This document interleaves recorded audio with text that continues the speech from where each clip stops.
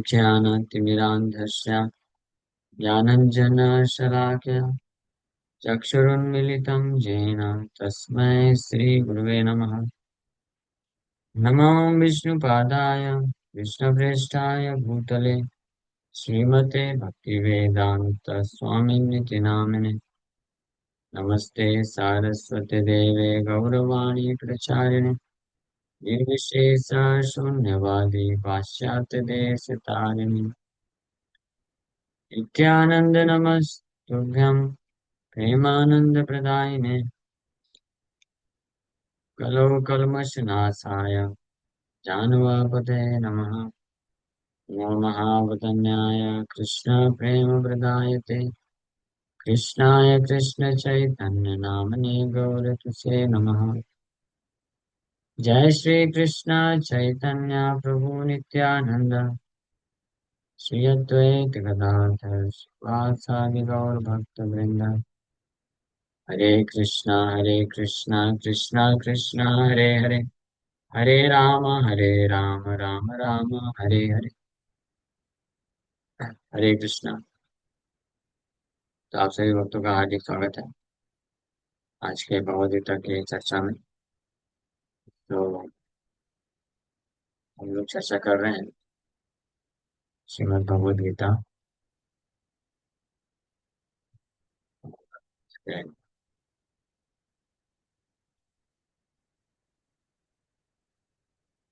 Bhagavad Gita chapter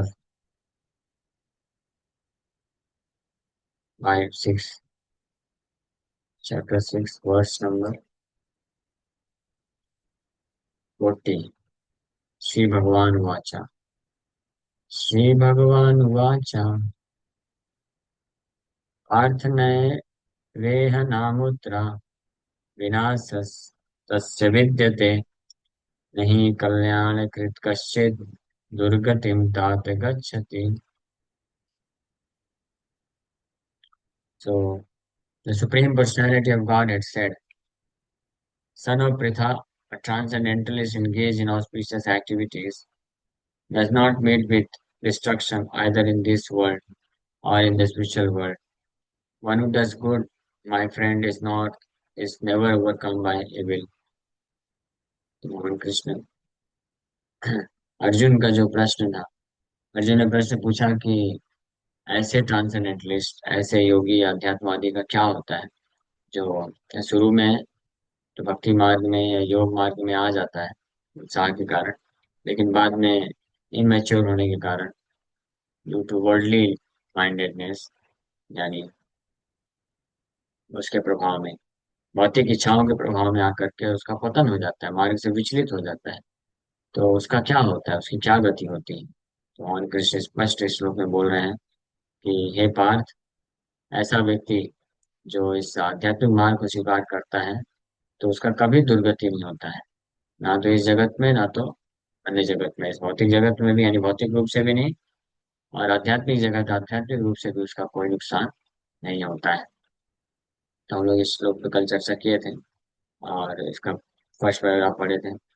Prabhupada ji Shrimad Bhagavat से एक और प्रमाण दे रहे हैं जिसमें श्री नारद मुनि वेद व्यास जी को इंस्ट्रक्ट करते हुए बताते हैं, त्यक्त्वा स्वधर्मम चरणाम्बुजम हरे।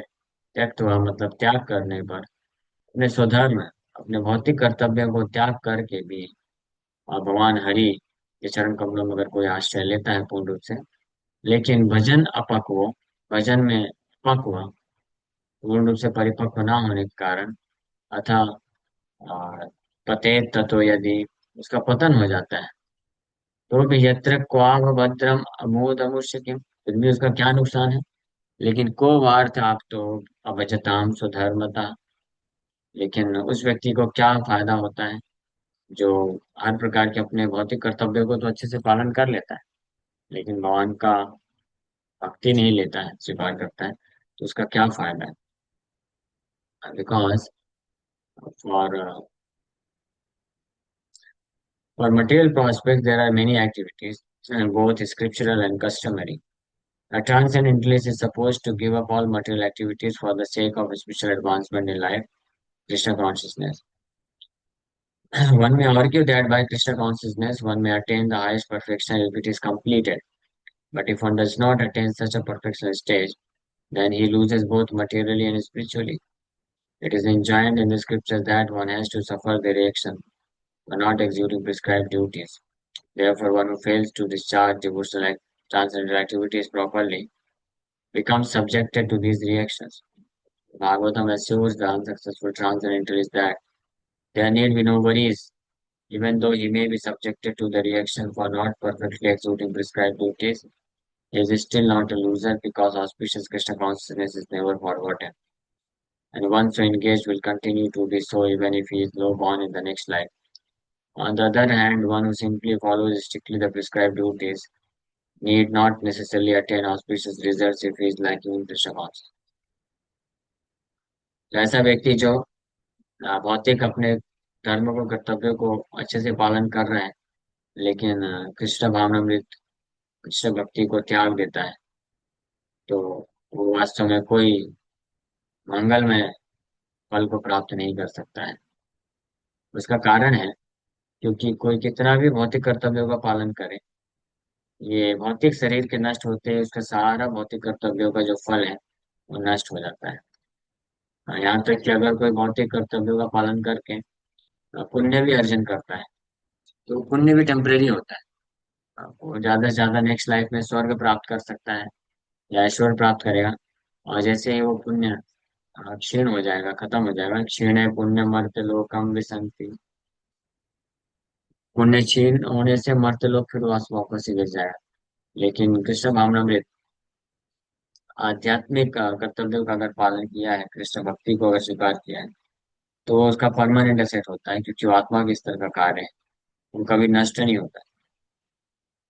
ये यहाँ पे स्पष्ट इसलिए बोला जा रहा है कि जो भक्ति में कार्यों को त्याग देता है तो उसका कभी वास्तविक लाभ नहीं होता है, और जो भक्ति के कार्यों में लगता है तो उसका कभी नुकसान नहीं होता है।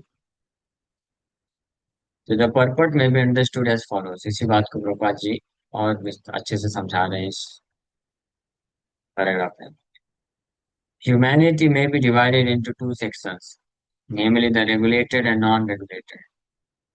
Those who are engaged simply in bestial sense gratifications without knowledge of their next life or spiritual salvation belong to the non-regulated section. And those who follow the principles of prescribed duties in the scriptures are classified amongst the regulated section. The non-regulated section, both civilized and non-civilized, educated and uneducated, strong and weak, are full of animal propensities. Their activities are never auspicious because while enjoying the animal propensities of eating, sleeping, defending, and mating, they perpetually remain in material existence, which is always miserable. On the other hand, those who are regulated by scriptural injunctions and who thus rise gradually to Krishna consciousness certainly progress in life. तो इस मनुष्य समाज को दो भागों में बांटा जा सकता है। ऐसे लोग जो रेगुलेटेड होते हैं और ऐसे लोग जो नॉन रेगुलेटेड होते हैं। रेगुलेटेड होना मतलब जो शास्त्र विधि का पालन करते हुए जीवन यापन करते हैं,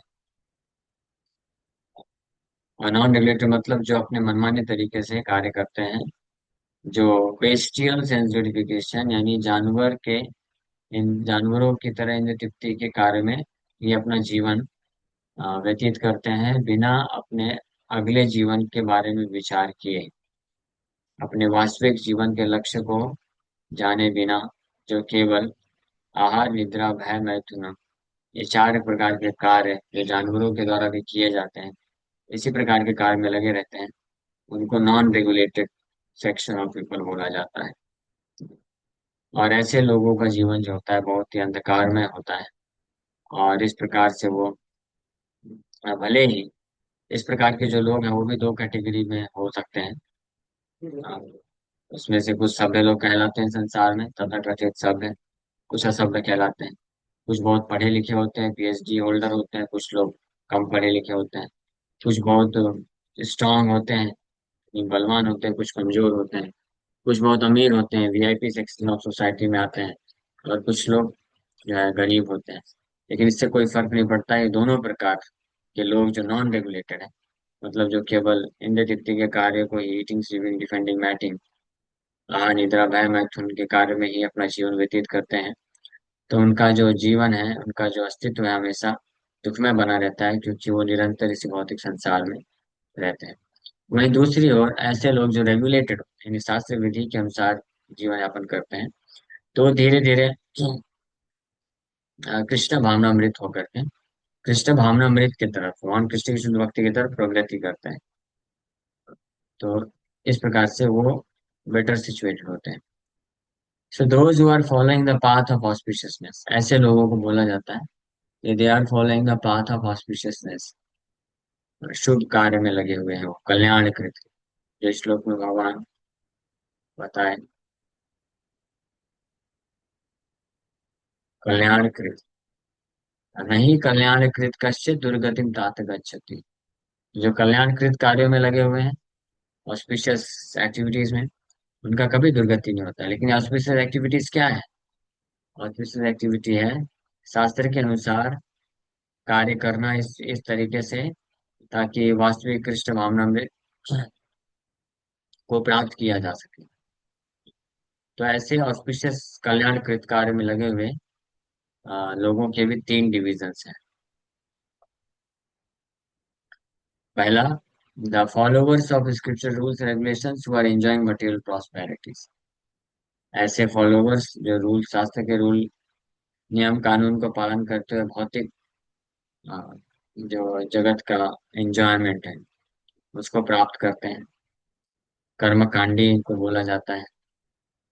और दूसरे, those who are trying to find ultimate liberation.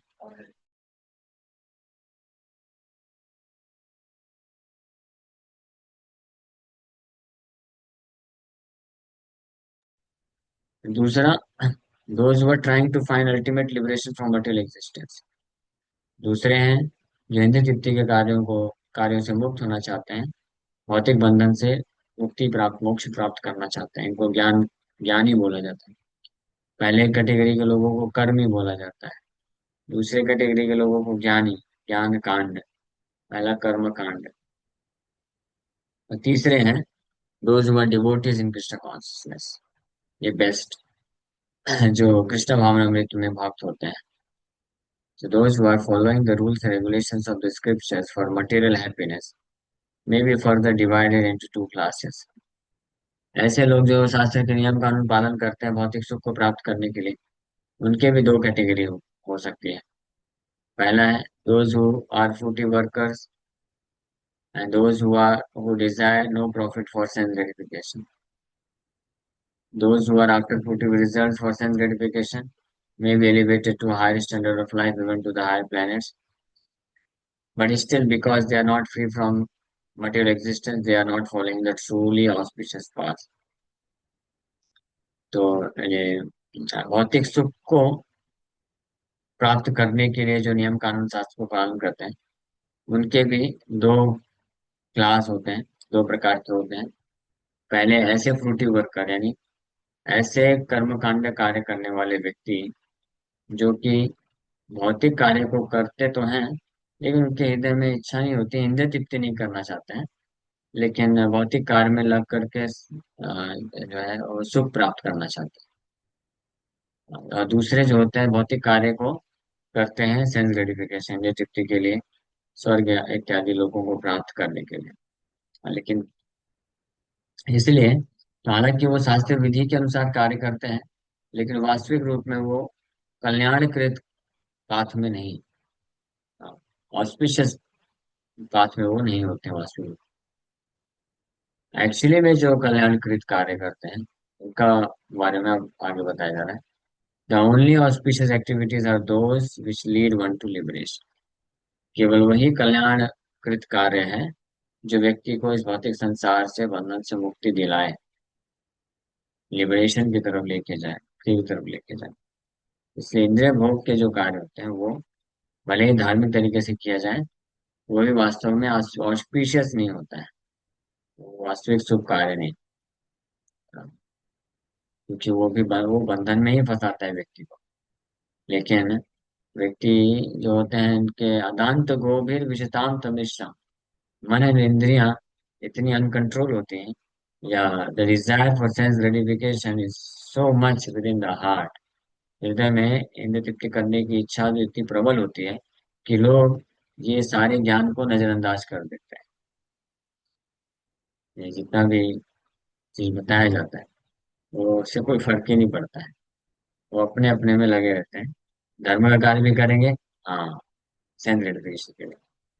भले ही गीता भागवत पढ़ेंगे, लेकिन इस प्रकार के जब कॉन्टेक्स्ट आएगा, चर्चा होगा, तो उसको जस्ट सुन के नेग्लेक्ट कर देंगे। सरल भाषा में बोलते हैं ना, भैंस के आगे बिन बजाना। वो भैंस को कुछ फर्क ही नहीं पड़ता है, वो अपने धुन में ही रहते हैं बस। तो इसी प्रकार से इस प्रकार के लोग जो धर्म के कार्य तो करते हैं, यहाँ तक कि भागवत मार्ग के और कार्य भी करते हैं, कई बार गीता भागवत वगैरह भी पढ़ते हैं, लेकिन जहाँ पे भगवान या भागवत में जहाँ पे ऐसी शिक्षा दी जाती है कि इंद्रिय तृप्ति को त्याग देना चाहिए, और सही तरीके से अपने आप को हर वासनाओं से मुक्त करके भगवान का प्रेम में सेवा को प्राप्त करने के लिए चेष्टा करना चाहिए, तो ये सब उनके दिमाग में नहीं घुसता है, वो उसको निकाल के साइड कर देते हैं और केवल सेल्फ ग्रेटिफिकेशन के लिए कार्य करते हैं। तो ऐसे लोगों को बोला जाता है कि they are not actually following the truly auspicious path. हालांकि बाहरी रूप से ऐसा लगता है। The only auspicious activities are those which lead one to liberation. Any activity which is not aimed at ultimate self-realization or liberation from the material bodily concept of life is not at all auspicious. ऐसा कोई भी कार्य जो व्यक्ति को अंततः आत्म साक्षात्कार का जो लक्ष्य है उस उस तरफ डायरेक्टेड नहीं है, अगर वो प्राप्त नहीं करवाता है, या दूसरे शब्दों में ये देहात्म बुद्धि से मुक्ति प्रदान करने में सहायक नहीं है, तो वो वास्तव में that is not at all auspicious. वो बिल्कुल भी ऑस्पिशियस कल्याणकृत कार्य नहीं है। रादर वैष्णवाचार्य तो इस प्रकार के धर्म का आचरण जो इंद्रिय तृप्ति के लिए किया जाता है उसको पॉइजन बोलते हैं, विष के समान बोलते हैं। कर्म कांड ज्ञान कांड विषेर भांड बोला जाता है। Activity in Krishna consciousness is the only auspicious activity, and anyone who voluntarily accepts all bodily discomforts for the sake of making progress on the path of Krishna consciousness can be called a perfect transcendentalist under severe austerity. तो वास्तविक रूप में वास्तविक जो auspicious activities हैं, वास्तविक कल्याणकारी कार्य हैं, जो वो केवल कृष्ण भावनामृत के कार्य है। कृष्ण भावनामृत या कृष्ण भक्ति के जो कार्य हैं वही वास्तविक रूप में कल्याणकृत कार्य हैं। और कोई भी व्यक्ति जो अपनी स्वेच्छा से किसी भी प्रकार के शारीरिक असुविधा को, कष्ट को स्वीकार करने के लिए तैयार होता है, वॉलंटियरली स्वेच्छा से तैयार होता है कृष्ण कॉन्शियसनेस या कृष्ण भावनामृत के मार्ग में आगे बढ़ने के लिए, तो उसी को परफेक्ट ट्रांसेंडेंटलिस्ट या सबसे सही अध्यात्मवादी व्यक्ति बोला जाता है। And because the Eightfold Yoga system is directed toward the ultimate realization of Krishna consciousness, such practice is also auspicious, and no one who is trying his best in this matter needs fear degradation. तो इस प्रकार से अगर किसी का भाव है, वो वास्तविक रूप में अध्यात्मवादी व्यक्ति है, अगर समस्त प्रकार के भौतिक जो तकलीफें होती हैं इस मार्ग में, के मार्ग में आगे बढ़ने के लिए, उसको जो स्वेच्छा से स्वीकार कर लेता है, तो वो उसको कभी भी भयभीत नहीं होना चाहिए। वो निश्चित रूप में सफल हो जाएगा, सफलता को प्राप्त करेगा, भले ही कभी पतन हो भी जाता है तो भी उसका कोई नुकसान नहीं है। ये इम्पोर्टेंट शिक्षा यहाँ पे भगवान बहुत महत्वपूर्ण शिक्षा दे रहे हैं कि वास्तविक रूप में स्पिरिचुअल लाइफ, स्पिरिचुअलिस्ट या ट्रांसेंडेंटलिस्ट किसको बोला जा सकता है? कौन व्यक्ति है जो वास्तविक रूप में एक अध्यात्मवादी व्यक्ति है या धार्मिक व्यक्ति है? ये वही व्यक्ति, उसी को बोला जा सकता है जो आ, समस्त प्रकार के तो असुविधाओं को, तपस्या को लेते हुए आ, लगा रहता है भगवान के आध्यात्मिक मार्ग में आगे बढ़ने के लिए, तो उसी को ट्रूली ऑस्पिशियस पाथ बोला जा सकता है। ओके, इस प्रकार से यहाँ पे भगवान इस बात को स्थापित कर रहे हैं कि अगर कोई वास्तविक रूप में आध्यात्मिक मार्ग में स्थित है और प्रयास कर रहा है, तो उसका कभी भी दुर्गति नहीं हो सकता है। भले ही कभी कभी सम और अदर ही फॉल्स डाउन, लेकिन फिर भी उसका कभी दुर्गति नहीं होगा। बट वो पाथ कल्याणकृत कार्य में लगा रहना चाहिए, बस विशेष पाथ में होना चाहिए। Okay, thank you very much. यहीं पे विराम करेंगे। किसी बात का कोई प्रश्न है तो पूछ सकते हैं। हरे कृष्ण।